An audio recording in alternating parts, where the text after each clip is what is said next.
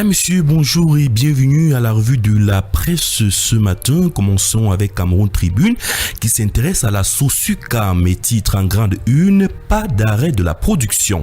Recommandation faite hier par le Premier ministre chef du gouvernement Joseph Dion-Ngouti qui présidait une concertation avec les responsables du groupe Somdia, actionnaire majoritaire de la société sucrière du Cameroun à qui il a été prescrit de mettre sur pied des mesures pour éviter toute interruption de l'alimentation du marché en sucre. Les détails sont à retrouver à la page 2. Parlons cette fois-ci de fraude maritime avec le quotidien Mutation qui titre en grande une à contre-courant. Le ministre des Transports met en garde contre l'usage frauduleux du pavillon camerounais par des navires dans l'eau pétrolier Tagore. Au-delà des dénonciations et radiations, l'État du Cameroun assure qu'il mettra tout en œuvre pour préserver sa crédibilité sur la scène maritime internationale. Les détails sont à retrouver à la page 7. Dans la même lancée, le journal Les Nouvelles du Pays titre « Utilisation frauduleuse et abusive des attributs de la nationalité camerounaise ». Ngalé Bibéré dément tout lien entre le Cameroun et le pétrolier Tagore. Dans un communiqué officiel rendu public le 8 juin 2026, le ministre des Transports, Jean-Enes Masséna Ngalé, est monté au créneau pour dissiper toute confusion autour du pétrolier Tagore, présenté dans plusieurs publications comme un navire battant pavillon camerounais et récemment intercepté par les autorités françaises. Le membre du gouvernement affirme que les vérifications effectuées par les services compétents de son département ministériel ont permis d'établir que le navire concerné ne figure dans aucun des registres officiels des bâtiments autorisés à battre pavillon camerounais. Les détails sont à retrouver à la page 3. Le quotidien Conjoncture économique titre ce matin « Zone industrialo-portuaire des Kribi, la nouvelle porte d'entrée pétrolière de l'Afrique centrale ». Les détails sont à retrouver à la page 9 du journal. Le quotidien Le Soir titre également « Port autonome de Kribi, Ngalé Bibéré pose les jalons d'une liaison ferroviaire stratégique ». Le gouvernement camerounais a procédé le jeudi 4 juin 2026 à l'hôtel Starland de Yaoundé à la signature d'un protocole d'entente entre l'État du Cameroun, Africa Global Logistique et Camerco Cameroun SA en vue de la construction de la ligne ferroviaire Edea Kribi Lolabé Campo.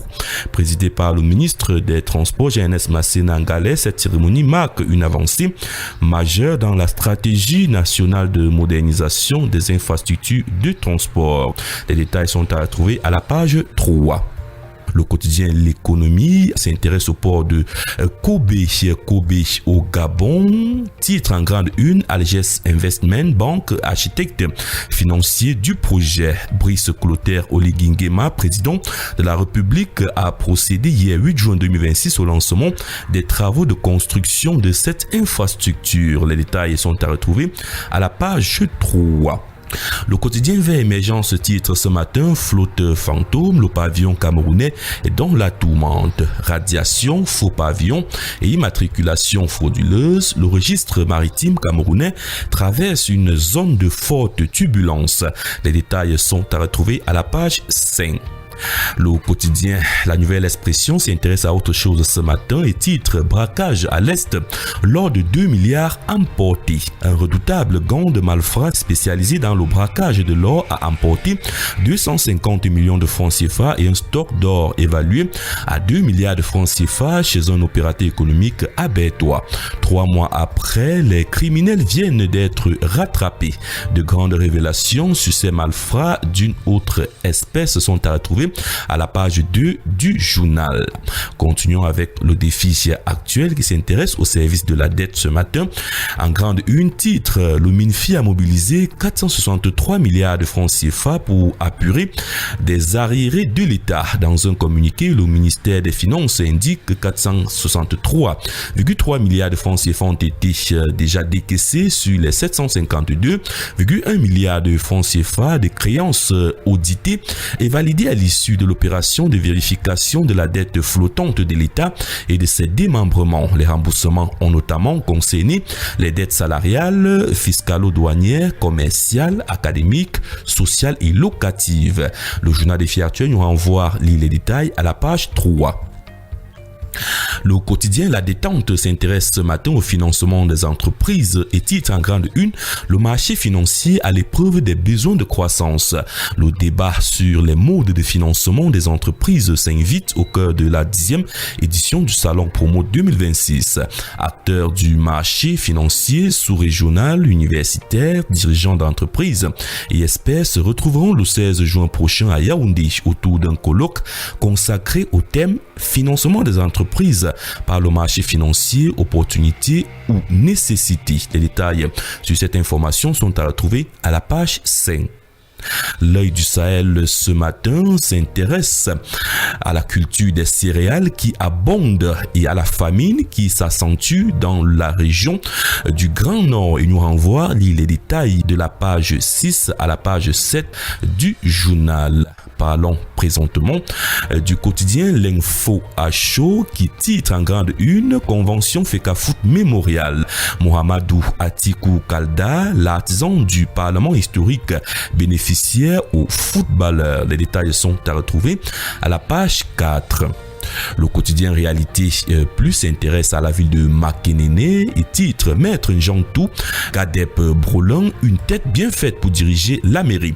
À l'approche de l'élection du maire de la commune de Makénéne, il convient de rappeler l'importance de la mission confiée aux conseillers municipaux par la loi et par les populations qu'ils représentent. Les détails sont à retrouver à la page 2. Le quotidien d'information Le Jour s'intéresse aux propos de Stéphane Claude Mbafou, construit une expertise africaine de haut niveau. Le cabinet Agora Consulting a 20 ans. À cette occasion, son directeur associé fait le bilan d'un parcours riche au service de la transformation de l'Afrique et évoque sa vision pour l'avenir. Les détails sont à retrouver à la page 4 du quotidien Le Jour. Terminons avec le journal Éco Santé qui titre Lutte contre le paludisme. L'Assemblée nationale sonne la mobilisation générale.